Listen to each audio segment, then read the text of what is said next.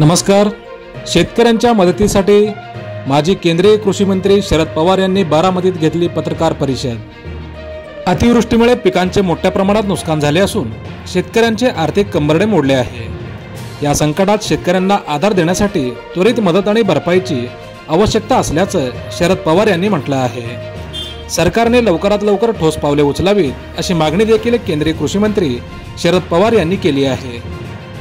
बारामती येथे पत्रकारांशी बोलताना पवार यांनी अतिवृष्टीने नुकसान झालेल्या शेतकऱ्यांना तातडीने मदत देण्याची गरज व्यक्त केली आहे। मराठवाडा आणि विदर्भात नुकत्याच झालेल्या अतिवृष्टीमुळे शेतकऱ्यांचे झालेल्या नुकसानीच्या परिस्थितीवर पवार यांनी चिंता व्यक्त केली आहे। झालेल्या मुसळधार पावसामुळे अतिवृष्टीमुळे शेतकऱ्यांचं अख्खं पीक वाहून गेलं।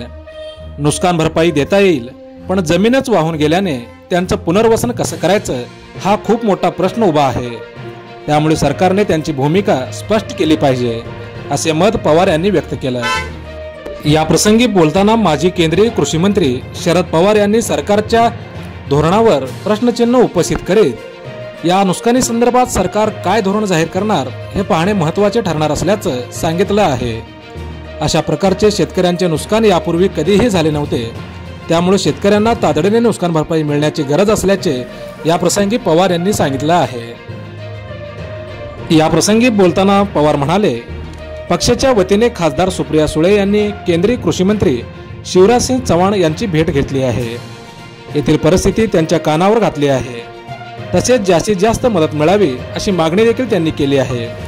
त्यांच्याकडून लवकरात लवकर निर्णय होतील, या संकटग्रस्तांना उभे करण्यासाठी सरकार हातभार लावेल अशी अपेक्षा देखील शरद पवार यांनी व्यक्त केली आहे। सोलापूर जिल्ह्यासह राज्यातील मोजक्या निवडक व महत्त्वपूर्ण बातम्या पाहण्यासाठी सबस्क्राइब करा हॅलो सोलापूर न्यूज चॅनल आणि नोटिफिकेशन मिळवण्यासाठी बेल आयकॉन क्लिक करा। धन्यवाद।